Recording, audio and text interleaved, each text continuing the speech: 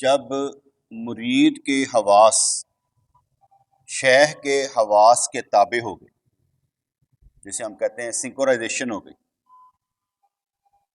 دونوں کی آپس میں ایسی سوچ مل گئی، تو جب مرید کے حواس شیخ کے حواس کے تابع ہو گئے تو آسمان و زمین تک شیخ کے تابع ہو جائیں گے۔ چھلکا بھی اسی کی ملکیت ہوتا ہے جو مغز کا مالک۔ آپ اخروٹ خریدتے ہیں، اخروٹ کا چھلکا کوئی فائدہ مند نہیں ہوتا، لیکن چھلکا بھی بکتا ہے، کیونکہ ریٹ پتہ کر لیں گے تو چھلکے والے کا اور ہے اور بغیر چھلکے والے کا اور ہے۔ لیکن کوئی چیز خریدیں گے، کیلے وغیرہ، چھلکا بھی ساتھ ہی شامل ہوگا، تو کہتے ہیں چھلکا بھی اسی کی ملکیت ہوتا ہے جو مغز کا مالک۔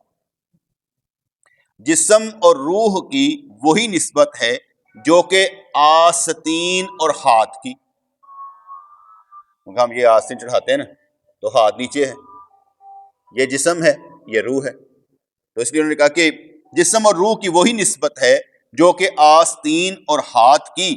عقل اور روح کے مخفی ہونے میں فرق ہے۔ عقل روح کے اعتبار سے زیادہ مخفی ہے، چھپی ہوئی ہے، ڈکی ہوئی ہے۔ روح دوسرے کی روح کو جلدی پہچان لیتی اور عقل دیر میں۔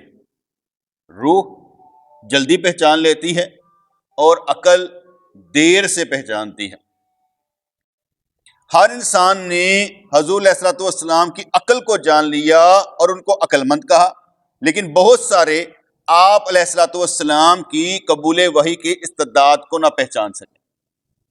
وحی کی استعداد کی بھی کچھ علامتیں ہیں، لیکن چونکہ وہ نادر ہوتی ہیں اس لیے عقل ان کو نہیں پہچانتی اور ان علامتوں کو جنون کا اثر سمجھتی ہے، کبھی حیران ہو جاتی۔ اب حضور علیہ الصلوۃ والسلام و تحیت و ثنا پر جب وحی آتی تھی تو کوئی دیکھ لیتا تو عجیب محسوس کرتا۔ ویسے تو کہا جاتا ہے کہ اگر کوئی صحابہ کرام کو بھی دیکھ لیتا نا ان کے حالات کے مطابق اس دور میں، تو کہتا یہ کون لوگ ہیں عجیب قسم، کیونکہ ہم لوگ نہیں نہ سمجھتے، ہم تو اور کیا کہتے کھانا کھایا ٹیشو سے ہاتھ صاف کیا، انہوں نے ایسے کر کے ہڈیاں نہ ہاتھ صاف کر لینا، انہوں نے تو نہیں نا، ان کے تو معاملات ہی اور تھے۔ ان کو اس سے نہیں غرض سے کہ پہنا کیا ہوا ہے، اس کو غرض سے کام کیا ہے، ہم نے کرنا کیا ہے۔ ہم اپنا ظاہر بہتر بناتے ہیں، وہ اپنا باطن بہتر بناتے ہیں۔ وہ یہ دیکھتے تھے کہ حضور کا کلام کس کے لیے کیا ہے، ہم یہ دیکھتے ہیں ہمارے لیے کیا ہے۔ وہ سارے حضور کی محبت میں گرفتار تھے، خدا پرست تھے اور حضور کی محبت میں گرفتار تھے۔ ہم حضور کی محبت میں بعض اوقات کمانے کی حد تک ہوتے ہیں یا اپنے آپ کو بنانے کی حد تک ہوتے ہیں کہ میں پیر ہوں، اندر ککھ نہیں ہوتا، کیونکہ جب ہم بنانے کی حد تک ہوتے ہیں، بچانے والے کوئی نہیں ہوتے تو کام بگڑتے جاتے ہیں۔ تو یہاں پر انہوں نے بات کو سمجھایا کہ ہر انسان نے حضور علیہ الصلوۃ والسلام کی عقل کو جان لیا اور ان کو عقل مند کہا، لیکن بہت سارے آپ کی قبول وحی کے استعداد کو نہ پہچان سکے۔ جب حضور کو وحی آیا کرتی تھی تو منہ سے جھاگ نکلنی شروع ہو جاتی تھی، کوئی دیکھتا تو ایسے لگتا جیسے سوئے ہوئے ہیں، اتنا پریشر ہوتا تھا حضور سے۔ اور جیسے کہا جاتا ہے نا کہ قرآن اگر پہاڑ پر نازل ہو جاتا تو ریزہ ریزہ ہو جاتا، حضور پہاڑ سے افضل،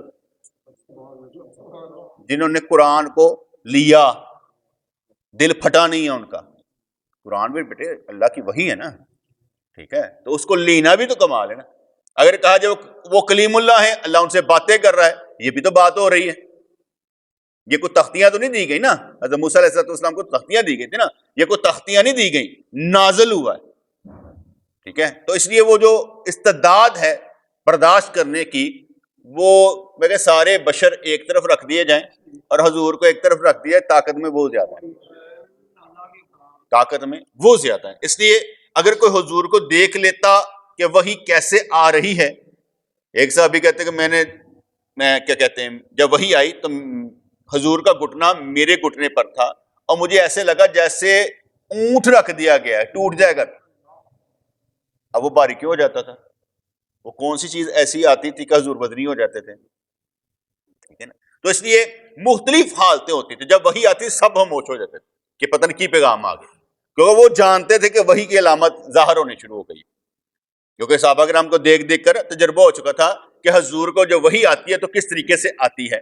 تو اس لیے حضور نے فرمایا کہ بعض کا تو وہ گھنٹیوں کی صورت میں ہوتی ہے، بہت تکلیف دیتی ہے، اور سب سے آسان وحی کی صورت یہ تھی کہ حضرت جبرائیل علیہ الصلوۃ والسلام و تحیۃ و ثنا دحیہ قلبی کی شکل میں آ جایا کرتے تھے، یعنی کہ شکل انسانی میں حضرت جبرائیل علیہ الصلوۃ والسلام تشریف لے آتے اور حضور سے باتیں کرتے، تو صحابہ کرام کو کچھ نہ کچھ دے جاتے، اور حضور پوچھتے ہاں بھائی یہ بندہ آیا تھا کہاں گیا، کون تھا یہ؟ کہا سرکار معلوم نہیں. کہا یہ جبرائیل علیہ الصلوۃ والسلام تھے جو تمہیں سمجھانے آئے تھے. تو اللہ کریم نے حضور علیہ الصلوۃ والسلام کو بہت طاقت دے رکھی تھی، ہم وحی کی استعداد کو سمجھ نہیں سکتے، پہچان نہیں سکتے. حضور علیہ الصلوۃ والسلام نے جب قرآن پاک کو جلدی سے یاد کرنے کی کوشش کی نا، اللہ کریم نے فرمایا محبوب تم رہنے دے، آرام سے رہ، تم یاد کروا دیں گے، ہم تمہیں یاد کروا دیں گے، تم بھولے گا نہیں، ایسا کرائیں گے کہ تو بھولے گا نہیں. باقی جو اللہ چاہے، اللہ ماشاء اللہ، جو اللہ چاہے وہ ہو جاتا ہے. تو لیکن بہت سارے آپ کے قبول وحی کی استعداد کو نہ پہچان سکے. وحی کی استعداد کی بھی کچھ علامتیں ہیں، لیکن چونکہ وہ نادر ہوتی ہیں اس لیے عقل ان کو نہیں پہچانتی، اور ان علامتوں کو جنون کا اثر سمجھتی ہے، کبھی حیران ہو جاتی ہے. حضرت موسیٰ علیہ الصلوۃ والسلام نے حضرت خضر علیہ السلام کے کاموں کو ناموضوع سمجھا اور اعتراض کیا. سب کو معلوم ہے کہ خضر علیہ الصلوۃ والسلام کی جب ملاقات ہوتی ہے، اور اس کی وجہ بھی یہ بنی تھی کہ حضرت موسیٰ علیہ الصلوۃ والسلام نے کہا کہ میں عالم ہوں. اللہ کریم نے فرمایا کہ نہیں محبوب تم سے بھی اوپر ہیں کوئی، ہم تجھے اپنے بندوں سے ایک سے ملاتے ہیں، اور تو پھر سفر کر، جس مقام پر مچھلی جو ہے نا وہ ایسے گھوم جائے نا تو سمجھ لینا کہ وہیں اسی مقام پر رہنا. اور پھر وہیں پر یشوع بن نون کے ساتھ آپ جب لے کر چلے گئے وہاں پر، اور بنی ہوئی مچھلی جو ہوتی ہے اس نے اپنا راستہ بنایا، وہ بھول گئے، پھر آگے جا کر بتایا، پھر واپس آئے، تو پھر وہاں پر حضرت خضر علیہ الصلوۃ والسلام سے ملاقات ہوئی. انہوں نے کہا تو میرے ساتھ نہیں رہ سکے گا، تو میرے ساتھ نہیں رہ سکے گا. کہا سرکار میں رہوں گا تو لکڑی گال لے گی. کہا تو صبر نہیں کر سکے گا. کہ میں صبر کروں گا، کوئی ایسی بات نہیں ہے. لیکن ان کو کیا معلوم تھا کہ پیش کیا آنا ہے. بعض اوقات ہم کسی کے ساتھ ہوتے ہیں تو ہم اپنی بات کر رہے ہوتے ہیں، وہ اپنی بات سنا رہا ہوتا ہے، ہم اس کی نہیں سمجھنا چاہ رہے ہوتے، اپنی سمجھانا چاہ رہے ہوتے ہیں، ٹھیک ہے نا. تو اس لحاظ سے جب موسیٰ علیہ الصلوۃ والسلام و تحیۃ و ثنا نے وہ کشتی کا سفر شروع کیا اور کشتی پھاڑ دی، اور اس کے بعد ایک بچہ دیکھا اس کی گردن ایسے کر کے علیحدہ کر دی. تیسرا کام کیا کیا کہ وہ دیوار سیدھی کر دی. انہوں نے کہا کہ یہ تینوں کام تو نے غلط کیے ہیں. ہمارے کہتے ہیں کہ یہ شریعت کے خلاف، ان کی شریعت کے خلاف تھے. بات کہانی ادھر کی لے جائیں ادھر کی لے جائیں، وہ بات کی بات ہے. ان کو یہ سمجھ نہیں آئی کہ یہ کیا اور کیوں کیا ہے. اور بعد میں جب ان کو سمجھایا گیا کہ یہ کشتی اس لیے پھاڑ دی تھی کیونکہ بادشاہ جو تھا اچھی کشتی اپنے پاس رکھ لیتا تھا، اس کو نقصان سے بچانا تھا، اس لیے تھوڑا سا نقصان کر دیا. اور بچہ اس لیے مار دیا تھا کہ اس بچے نے بڑے ہو کر اس کے ماں باپ کو کافر بنا دینا تھا. اللہ تعالیٰ اس کو اچھا بچہ دے گا. اور دیوار اس لیے بنا دی کہ اس کے نیچے خزانہ ہے جو اللہ تعالیٰ ایک نیک کی اولاد کو دینا چاہتا ہے، اس لیے دیوار سیدھی کروا دی تھی. ہمارے لیے پتہ نہیں کتنے خزانے ہوں گے، ہم نے یہ سوچا ہی کبھی نہیں ہے. ہم تو سوچتے ہیں ہمارے لیے کاکھ نہیں ہوگا. تو یار سب سے بڑی بات ہمارا نبی تو ہے. بندہ ادھر لے لے، اس کا تو دادا 10ویں پشت میں نیک تھا، ہمارا تو نبی ہے، اس لیے اس کے صدقے میں مل جاتا ہے.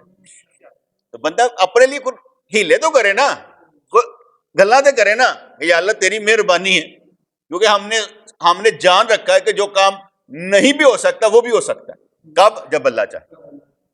جب اللہ چاہے بہت کچھ ہو سکتا ہے. لیکن آپ اپنے آپ کو بہت کچھ کے لیے تیار نہ کریں، جو کچھ ہے اس کے لیے تیار رکھیں کہ میں نے کرنا کیا.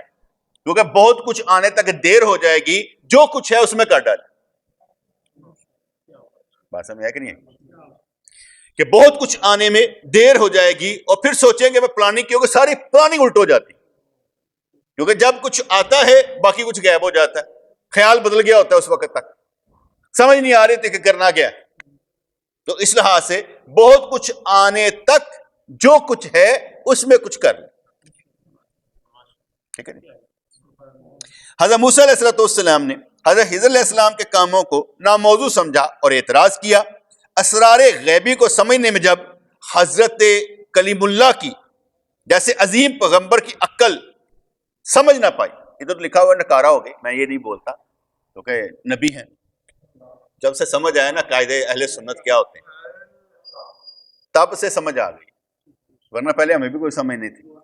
اس لیے کہا کہ حضرت موسیٰ علیہ السلام جیسے عظیم پیغمبر کی عقل بھی قاصر تھی تو ہم چوہے جیسی عقل والے کب اس کا ادراک کر سکتے ہیں؟ ہمیں سمجھ آ جائے گی، ہمیں کک سمجھ نہیں آتی۔ تحقیقی علم والا خاموشی سے اللہ کے ساتھ خرید و فروخت میں لگا رہتا ہے۔ آپ نے کیا سمجھایا کہ تحقیقی علم والا خاموشی کے ساتھ ہر کام ہر مسئلے میں اللہ کے ساتھ خرید و فروخت میں لگا رہتا ہے۔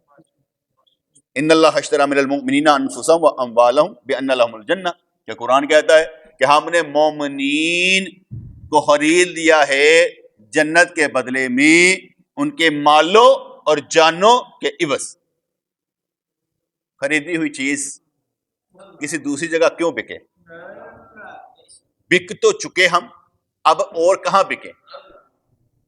اب یہاں پر بھی ایک نکتہ ہے کہ جب آپ اللہ کے ہاں بک چکے ہیں تو بکے رہیں، نکلنے کی کوشش نہ کریں کہ میں نکل جاؤں، ٹھیک ہے، اور سمجھیں کہ یہ مال بک چکا ہے، اب کسی اور کی نظر نہیں پڑنی چاہیے، اس پر مہر لگی ہونی چاہیے، بکا ہوا مال ہے بھائی، اس پر مہر لگی ہونی چاہیے، یہ بکا ہوا مال ہے، یہ اور بک نہیں سکتا۔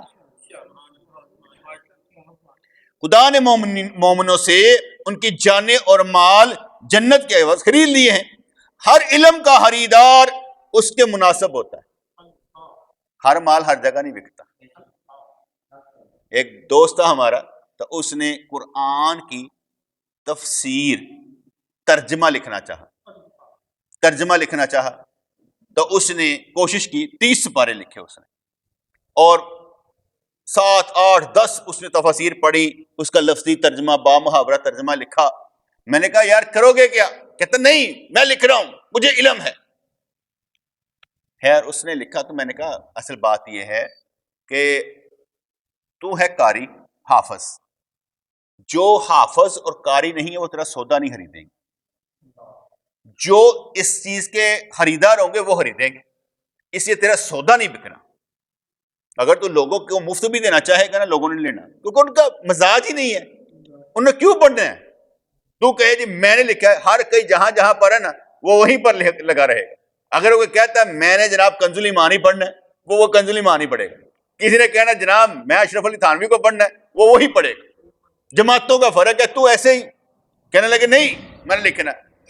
لکھ کے وہ جامعہ نعمیہ میں گیا اور کہا جناب یہ ذرا میں نے لکھا ہے۔ کہنے تو پڑھیا لکھے ہیں، درس نظامی کتنا ہی اور مفتی ہیں؟ کہتا نہیں۔ کہتا تیری ہمت کیسے ہوئی ہے لکھنے کی؟ کیا کچھ نہیں ہے تو نے؟ ہاں بھائی ہر بندے لکھ لے گا، تیرے خلاف پرچہ کرا دوں گا۔ جب واپس آئے تو بڑا پریشان ہوا، کیا ہوا؟ کہتا یار یہ عزت ہوئی ہے۔ میں کہا پتر ہے انہیں دکانداری ہے، ان کی دکانداری ہوتے آپ لکھنے والے، تو نہ وہاں گئے، اور پھر تو پڑھا لکھا بھی نہیں ہے، تجھے کس نے لکھ کر دینا کہ تو ٹھیک ہے، اس لیے تو نے غلط کیا ہے۔ اب جب بیچنے کا مگر 2 مجھے دے دے، بس اس کی میرے قیمت لے لے۔ یہ جو بکنا ہے نا یہ کہیں نہیں بکنا، میں تمہیں پہلے بتا دوں۔ وہ دل برداشتہ ہوا اس بات پر کہ میں نے کوشش کی۔ کچھ لوگوں کی زندگی ایسے ہی ہوتی ہے کہ بعد میں انہیں دل برداشتہ ہونا کہ میں نے کچھ کیا نہیں تھا اور جو کیا وہ فضول ہے، ٹھیک ہے جی۔ تو یہاں پر انہوں نے کہا ہر علم کا خریدار اس کے مناسب ہوتا ہے۔ اب میری باتوں کو آپ سمجھ گئے ہوں گے کہ اگر جو آپ کام کرنا چاہ رہے ہیں، جو آپ پرزہ بنانا چاہ رہے ہیں، اس کا کوئی خریدار تو ہو، اگر نہیں ہے تو خریدے گا کون؟ جو چیز ہے سڑک پر چلنے والی ہو، اگر کوئی بیٹھنے والا ہوگا تو بناؤ گے نا، ہم ہاں تو نہیں بناؤ گے۔ اس لیے ہر چیز ہر علم کا خریدار اس کے مناسب ہوتا ہے۔ حضرت آدم علیہ السلام کے علوم کے خریدار فرشتے نہ تھے، نہیں، حضرت آدم علیہ السلام کے علوم کے خریدار فرشتے تھے، نہ کہ دیو پری جن۔ جن لوگوں کا تعلق صرف عالم سفلی سے ہے، ان کا تعلق چوہے کے علم کی طرح صرف خوراک ہے۔ جو بندے فرشتہ صفات ہوتے ہیں ان کو ملک جیسی خصوصیات حاصل ہو جاتی ہیں، ملائکہ جیسی خصوصیت حاصل ہو جاتی ہیں کیونکہ وہ فرشتہ صفت ہوتے ہیں۔ جو نبیوں والی صفت کے مالک ہوتے ہیں اور جس نبی کے شیون پر ہوتے ہیں، جس نبی کے طریقے پر ہوتے ہیں، وہاں سے ان کو فیض ملتا ہے۔ ہر ولی نبی کے طریقے پر ہوتا ہے لیکن شیون علیحدہ علیحدہ ہوتا ہے، طریقہ کار علیحدہ علیحدہ ہوتا ہے۔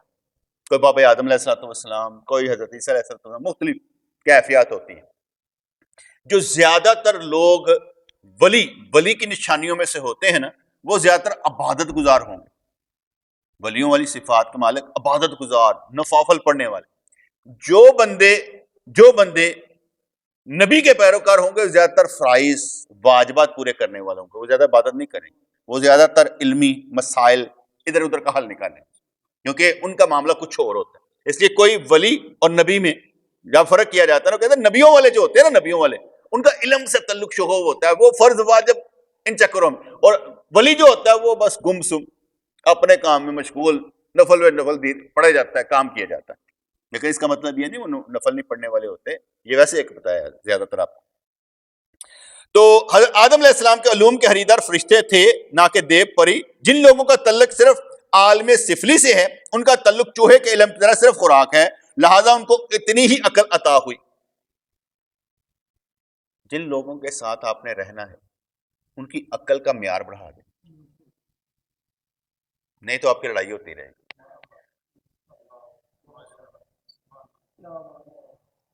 کھوتے کو ہرنوں کے ساتھ بند کر دیں گے تو کرے گا کیا؟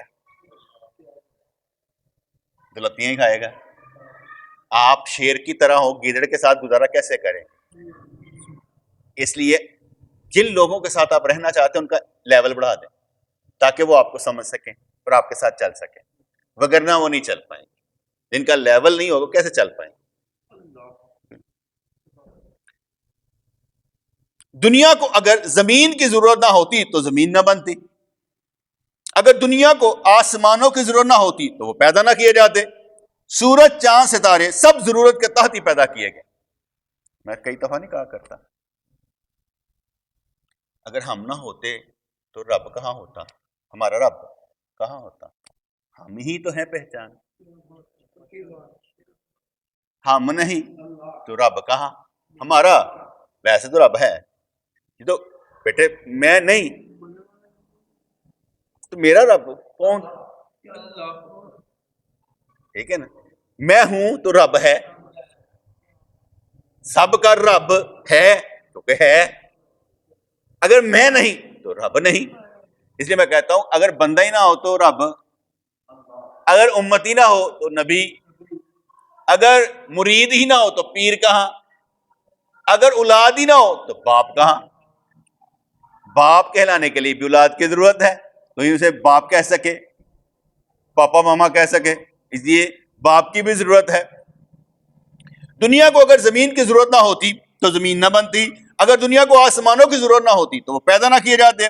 سورج، چاند، ستارے سب ضرورت کے تحت ہی پیدا کیے گئے ہیں۔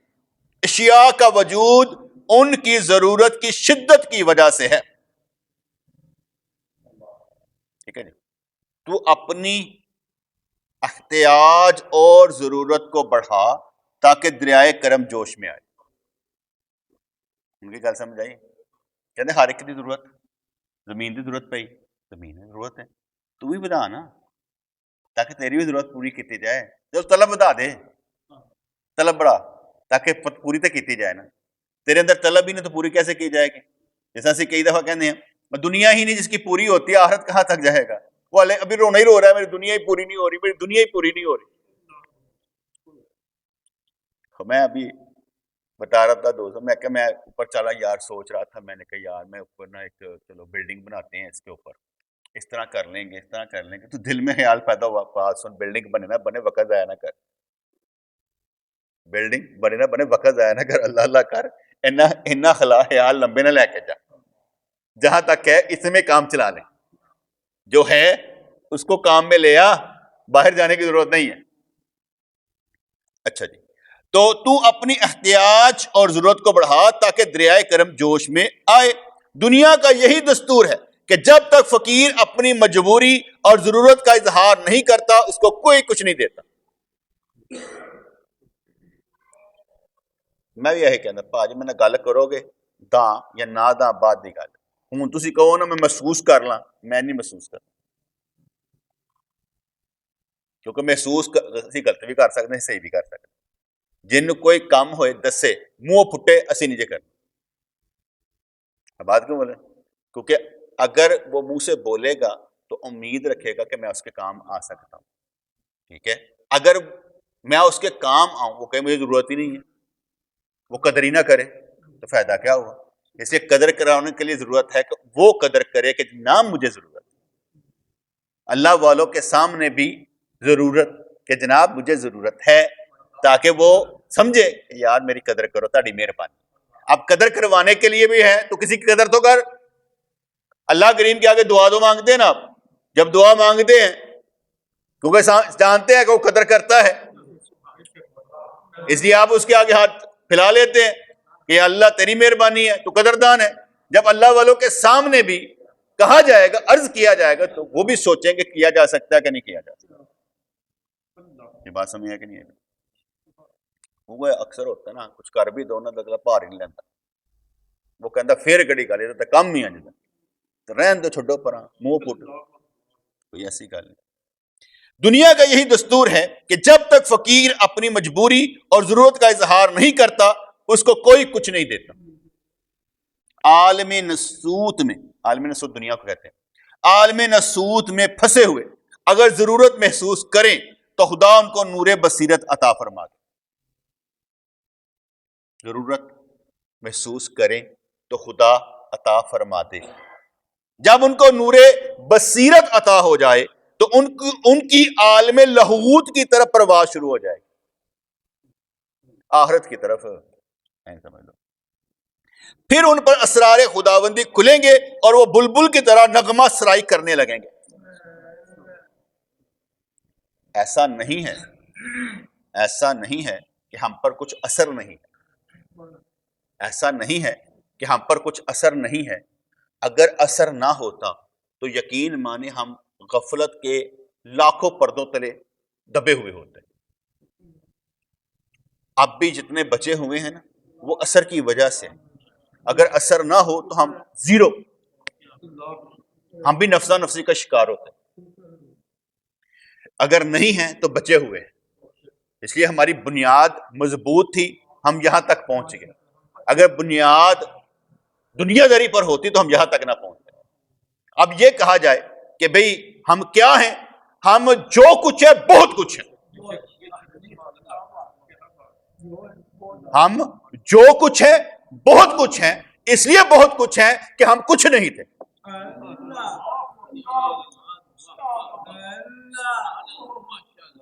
ہم کچھ نہیں اس لیے ہیں تو بہت کچھ ہے. اگر ہم کچھ ہوتے تو پھر کیا ہوتے یہ بہت کچھ ہے. اس لیے ہم بہت کچھ ہیں کیونکہ ہم کچھ نہیں تھے ہم بہت کچھ ہیں. اب بندہ کہ میں کیا ہوں کیا چاہیے اور جو کچھ ہے بہت کچھ ہے.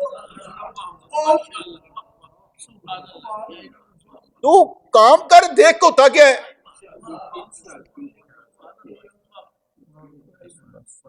وہ تعریف کے لیے نہیں بیٹا کہہ رہا ہوں جذبے کے ساتھ نا الفاظ مل جاتے.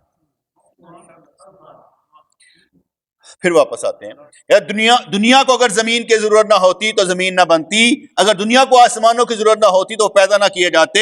سورج چاند ستارے سب ضرورت کے تحت ہی پیدا کیے گئے ہیں.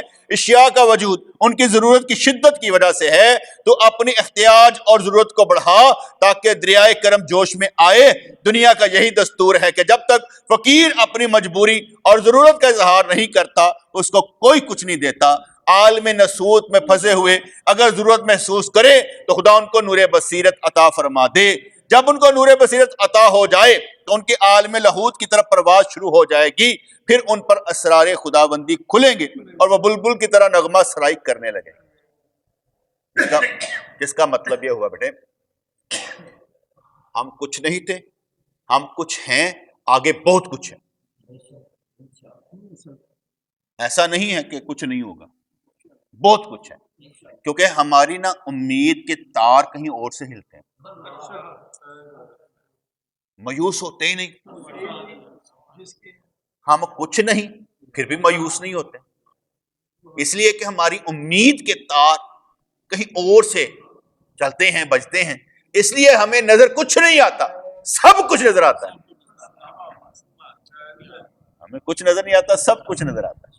سب سے بڑی بات یہ ہوتی ہے کہ اپنے وجود ہی رہنے ہیں، اپنے جسے تو باہر نہیں ہوتے، اپنے جسے تو بعد ہاتھ بھی نہیں پاندے، جنہ جسا انہیں ہی ہاتھ پاندے ہیں، اپنے مہینے کے بجٹ میں کام کر جاتے ہیں، ایسے سمجھ لو اپنی اوقات کے مطابق کام کر جاتے ہیں، اور اوقات کو بڑھانے بھی لگے ہوئے ہیں، ایکسیلیٹر پر پاؤں دے کر نا بڑھانے بھی لگے ہوئے ہیں کہ یا اللہ ساڑی اوقات ودا دے، تیری مہربانی ساڑی اوقات ودا، کیونکہ ایکسیلیٹر پر پاؤں آ جائے گا نا تو اوقات بڑھ بھی جائے گا۔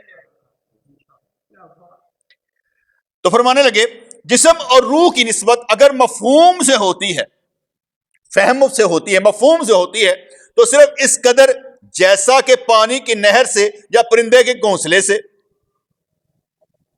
پرندہ گھونسلہ ہے، ٹھیک ہے، نہر نہ آئے پانی گزرنے کا، تو جسم اور روح کی نسبت اگر مفہوم سے ہوتی ہے تو صرف اس قدر جیسا کہ پانی کی نہر سے پانی نکل گیا، نہر ختم،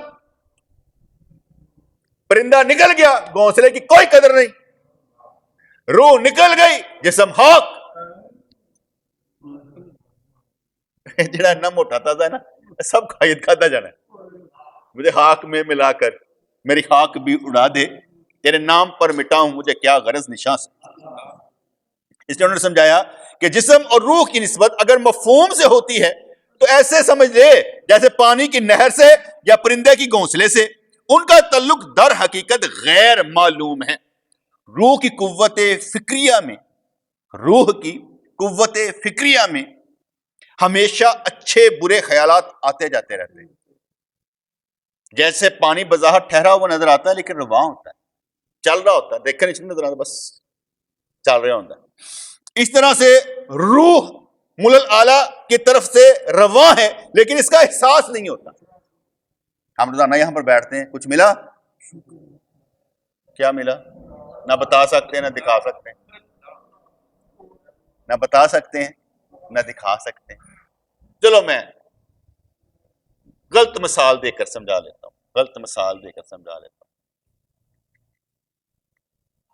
ایک فلم بنانے والا جب فلم بناتا ہے نا، وہ ایک ایکٹر کو رکھتا ہے تو 5 کروڑ روپیہ دیتا ہے، 10 کروڑ روپیہ دیتا ہے کہ تم آپ کی قیمت اللہ نے لگانی، اتنا سمجھ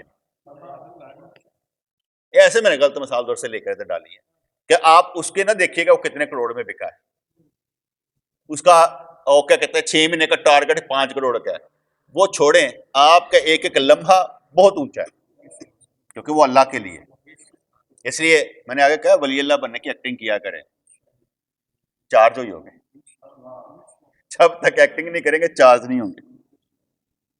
روح کی قوت فکریہ میں ہمیشہ اچھے برے خیالات آتے جاتے رہتے ہیں، جیسے پانی بظاہر ٹھہرا ہوا نظر آتا ہے لیکن رواں ہوتا ہے، اسی طرح سے روح مولا اعلیٰ کی طرف رواں ہے لیکن اس کا احساس نہیں ہوتا۔ سطح آب کی روانی حس و خشاع کے گزرنے سے معلوم ہوتی ہے، اینج کر کے وہ تیلا گزردا پیا ہے، گویا گزردا پیا ہے، کوئی چیز لنگ دی پی تو پتہ لگتا پانی رواں دوان، سطح آب کی روانی حس و خشاع کے گزرنے سے معلوم ہو جاتی ہے۔ اسی طرح روح کی قوت فکریہ میں مختلف خیالات کے آنے سے اس کی روانی معلوم کی جا سکتی ہے۔ جیسا انہیں ایسی گلاں کہتی ہیں نا، اے حس و خشاع سے ساڈے، یعنی ساڈے روح دے اچڑے خیالات آندے نے نا، اے او سن جو انہوں نے بات سمجھائی کہ اسی طرح روح کی قوت فکریہ میں مختلف خیالات کے آنے سے اس کی روانی معلوم کی جا سکتی ہے، کس جذبے میں ہے، اور کہڑی سوچ دا مالک ہے، اور کتوں تک دی انتہا ہے، اپروچ کی نیت پتہ لگتا ہے، کیونکہ جب ہم نقطے دیتے ہیں پھر لوگ نقطے اٹھاتے ہیں، ہم نقطے دیتے ہیں لوگ اٹھاتے ہیں کیونکہ ان کے پاس نقطے نہیں ہوتے، ہمارے نقطوں سے لوگ پلتے ہیں، ہمارے نقطے سے لوگ پلتے ہیں۔ ابھی میں نے بی بی ہندا کے متعلق ایک چھوٹا سا آرٹیکل لکھا تھا، لیکن بہت سے لوگوں نے پذیرائی دی، میرے لیے دعائیں کی کہ یار تو نے بہت اچھا کام کیا، ٹھیک ہے، اور سارے چپ ساتھ کے بیٹھے ہیں کہ کریے کی ایسے کلے لگے ہیں، بنیادیں ہلا کے رکھ دینے والی کام کلے لگے ہیں رب دی پناہ جنوں ککھ نہیں ہوندا، وہ کہنا جنوں ہن ستے ہی حیران ہے، اگے لفظ بھول گیا جو دماغ وچ آ رہا سی۔ روح کی قوت فکریہ کی سطح پر جو چھلکے ہیں وہ غیبی پھلوں کے چھلکے ہیں، ان چھلکوں کا مغز غیبستان میں تلاش کر لا محالہ اس کا کوئی منبع تو ہے، جیسے میں اکثر کہا کرتا ہوں نا، یہ حدیث پاک میں آتا ہے ایک فرشتہ ہے اور ایک شیطان ہے، فرشتے کا کام ہے اچھا خیال دینا، شیطان کا کام ہے برا خیال دینا۔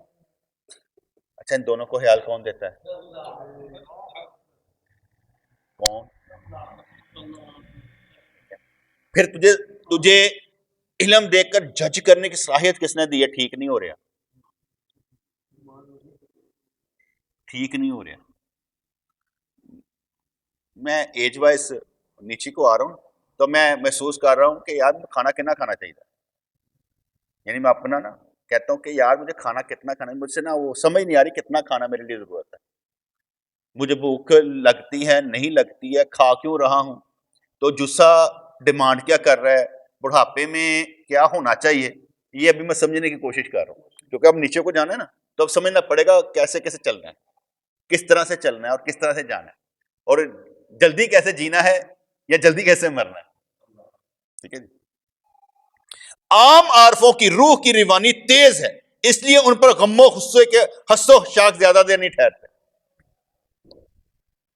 کیا بات انہوں نے کہی ہے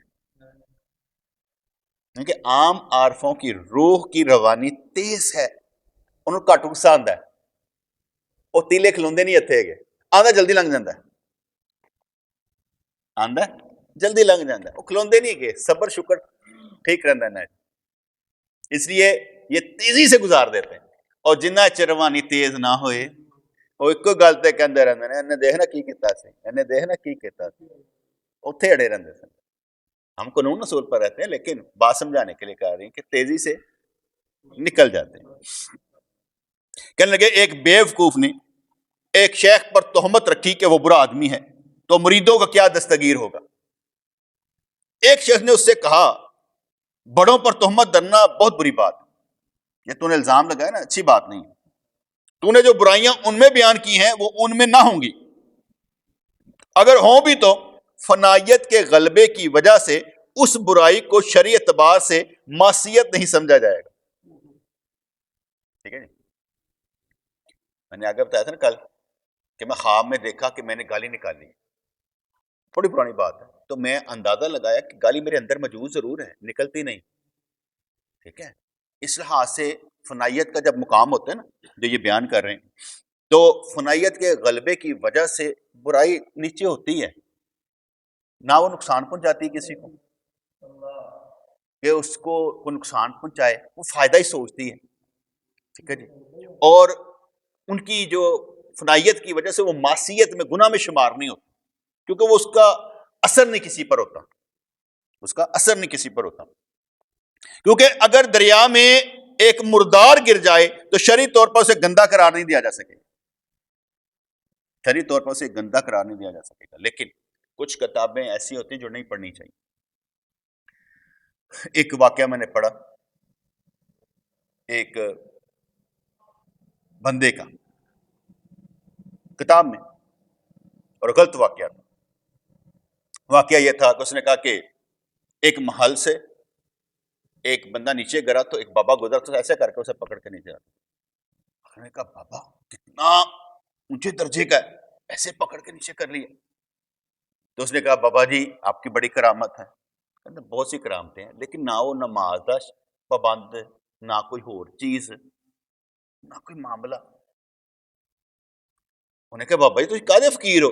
کہندے فقیری اون دی ہے جڑی زنا کرنا بھی جائے نہ، شراب پینا بھی نہ جائے تو کچھ اور کرنا بھی نہ جائے، فقیری ہو جانا۔ بادشاہ نے کیا کہ یار انہیں کی گل کی، چلو اس کا ٹیسٹ لیتے ہیں، اس نے ایک لونڈی کو کہا تو نے جانا ہے کھچر مچر نہیں کرنی, شراب کی بوتل بھی ساتھ لے جانی اور کتے کا پلاؤ پکا کر دے دیا, اسے بابے کو کھلا دینا. بابے نے پلاؤ بھی کیا, شراب بھی پی, بس جو بھی کرنا تھا کیا, وہ چل پڑا آگے. آگے تھا دریا, وہ دریا میں سے گزر گیا تو پیچھے سے بادشاہ بھی آ گیا, اور بادشاہ نے آ کر جب دریا میں اس کے ساتھ گھوڑا تھا تو نکلا نا, تو گھوڑے نے لد کر دی اور پیشاب کر دی. تو بادشاہ نے سوال کیا کہ فقیر یہ کیسے ہو سکتا ہے, کیا فقیری اس بات سے ختم نہ ہو؟ اس نے کہا تیری لد جو گھوڑے کی پڑی ہے دریا میں کوئی فرق پڑا, ناپاک ہو گیا؟ نہیں. کہنے کا دریائے معرفت میں بھی ایسا ہی ہوتا ہے. اب اس کو سمجھیں گے تو شرع کے بہت حالات, ایسے مسالیں گمراہ کر دیتے. اگر اسے والقدر خیرہ ہی و شرہ ہی من اللہ تعالیٰ سمجھیں گے تو بہت اچھی بات ہے, لیکن اگر آپ اسے کہیں گے اس سے کوئی فرق نہیں پڑتا, پھر سارے خراب ہو جائیں گے. یعنی میں آپ کو اس لیے مثال سمجھائی کہ آپ کو معلوم ہو کہ بہت سی کتابیں پڑھنے سے بندہ گمراہ ہو جاتا ہے, اسے سمجھ نہیں آتی, وہ بابوں کو اور طرح سے سمجھ لیتا ہے. ہوائی چیزیں نہیں ہیں بیٹے, شریعت شریعت ہے, شریعت شریعت ہے. جہاں پر یہ کہہ دیا کہ نظر اٹھائی تو نظر برباد کر دیں گے, تیری نظر بھی اپنی نہیں ہے.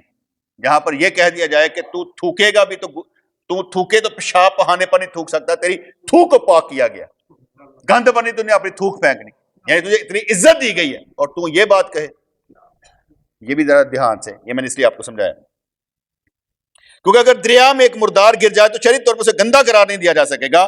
مختلف مقامات پر اشیاء کے احکام بدل جاتے ہیں. بالکل صحیح.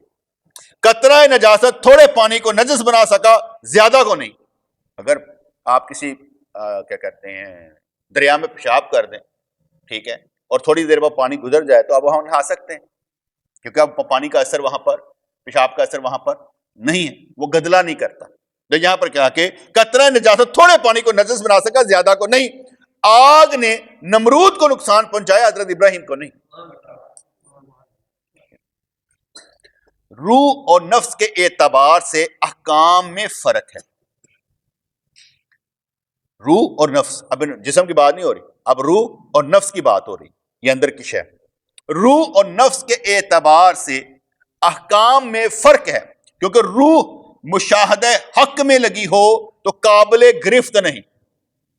جیسے اگر کوئی بندہ سو جائے, اس کی فجر رہ جائے تو کوئی گناہ نہیں, اٹھ کے فجر کی قضا کر لے, وہ گرفت نہیں ہے. سوئے ہوئے پر شریعت لاگو نہیں ہوتی, جیسے بچے پر لاگو نہیں ہوتی, جیسے مجذوب پر لاگو نہیں ہوتی. روح اور نفس کے اعتبار سے احکام میں فرق ہے, کیونکہ روح مشاہدہ حق میں لگی ہو تو قابل گرفت نہیں. نفس کے لیے دلیل کی ضرورت پڑے گی, نفس کے لیے, نفسانی خواہش کے لیے دلیل کی ضرورت پڑے گی, روح بس سے نہیں. اس طرح راہ رو کے لیے دلیل چاہیے, لیکن جو منزل مقصود پر پہنچ گئے وہ ان چیزوں سے بے نیاز ہو گئے. یہ رستہ چلنے والے نے انہوں دلیل کی ضرورت نہ جانا کہڑے پاسے وے, لیکن جو منزل مقصود تک پہنچ کے انہوں نے ضرورت نہیں ہے اس گل. جو پا چکا وہ بتا نہیں سکتا, جو پا چکا وہ بتا نہیں سکتا, جو بتا سکتا ہے وہ پا نہیں سکا, کیونکہ جو پا چکا وہ بتا نہیں سکتا. ٹھیک ہے, ہر شے ہر ایک کے لیے نہیں ہوتی. یہاں پر نا معاشرے میں نا کرامتوں کا زور اس لیے پڑ گیا, سب نے کرامتیں بیان کرنی شروع کر, مجاہدہ رہا ہی نا, مجاہدہ رہا ہی نہیں کہ مجاہدہ بھی کوئی شے ہوتی ہے. اس لیے لوگوں نے کہا پیر صاحب صاحب کرامت, تو لوگ اس طرف لگ پڑے. اب لوگ جس طرف ہیں پیر اس طرف ہے.